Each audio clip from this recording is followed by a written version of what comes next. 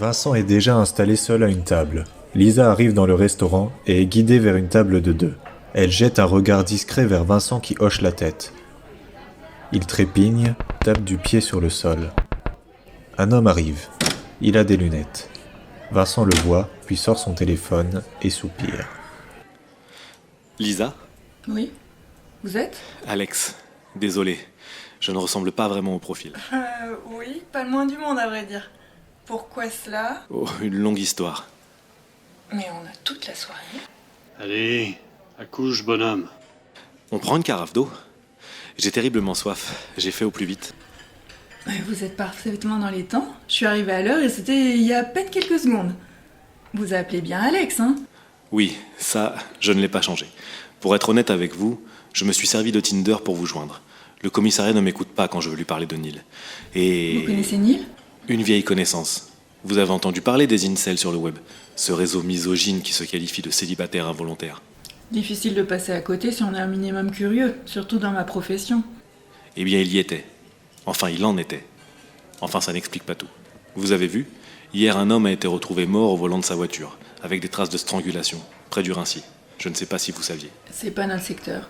Qui plus est, on travaille, comme qui dirait, en indépendant depuis quelque temps. Bien, je vois. Comment est-ce que ça avance ? Ouf, c'est compliqué. On nous met des bâtons dans les roues. Pourquoi avoir accepté ce rendez-vous ? Je pense connaître la prochaine victime de Neil. Neil ? Oui, votre homme. Je sais qu'il lui a fait du mal. Les histoires de Neil ne sont que des vengeances, vous saviez ? Sur des femmes, sur des hommes, par d'autres hommes aussi parfois. Non, je l'ignorais. On commence à peine à cerner le personnage. On ne connaissait même pas son nom jusqu'à présent. Je ne préfère pas vous en dire trop. Il est bien entouré, notre Scredo. Désolé, c'est son surnom. On s'est connus dans nos études respectives de médecine. On a pris nos distances ensuite. C'est tout ce que je peux vous dire pour l'instant. Je respecte ça, mais il faut que tu saches que je respecterai ton identité. Après tout, j'ignore ton nom. Je sais même pas si ton prénom c'est Alex ou non. Alex se contente de hausser les épaules avec un rictus aux commissures des lèvres. On est des gardiens de la paix, pas des engraineurs de haine. Près de la devanture du restaurant, Lisa et Alex se serrent la main et leurs chemins se séparent. Vincent sort du restaurant et rejoint Lisa au trot. Il se place à côté d'elle. Je suis tombé sur une brève assez curieuse en allant sur le site de BFM. Quelqu'un tué dans le dos par une balle de fusil de chasse, au milieu d'un champ.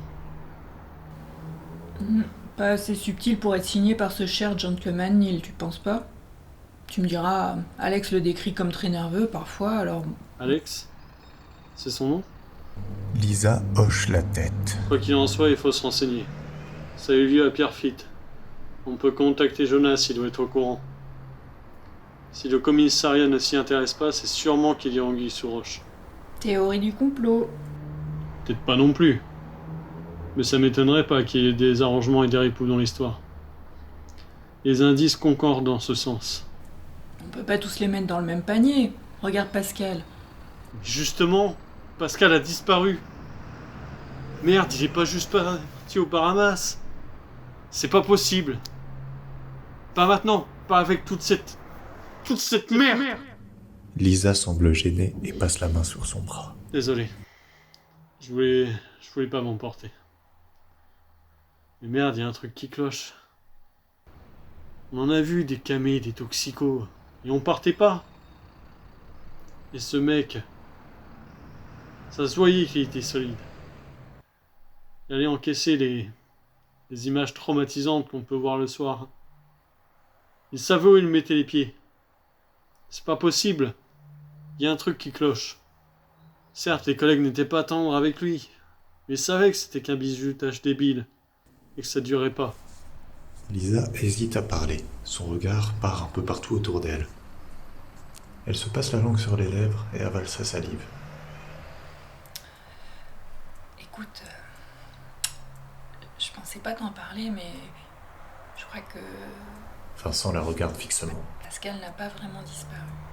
Disparu des radars, oui, mais il m'a recontacté il y a pas longtemps. Il mène une enquête et il a même signé d'un accord provisoire avec un canard. Tu me fais marcher, là ? Je t'assure que non. Tu souhaites le rencontrer ? Vincent semble pensif. Il renifle. Il hausse les sourcils, puis il part. Je Je vais marcher un peu et rentrer, je crois. Qu'est-ce que tu fais là? Vincent? Je suis un peu éreinté. La soirée était riche en émotions. On se rappelle. Non, Vincent! Lisa regarde Vincent partir puis soupire. Elle fait quelques pas, puis s'arrête et s'allume une cigarette. Vincent arrive dans son salon et jette sa veste sur son canapé. Son téléphone vibre. Il s'assied sur une chaise et regarde. C'est un SMS de Lisa indiquant « Numéro d'André si besoin ». Vincent clique sur le numéro et choisit « Appel ». Au sein d'un vaste parking peu éclairé, Vincent semble nerveux. Il fait les 100 pas et observe tout autour de lui. Il voit une voiture se garer à proximité de lui et une main lui faire un rapide signe lui indiquant de se rapprocher.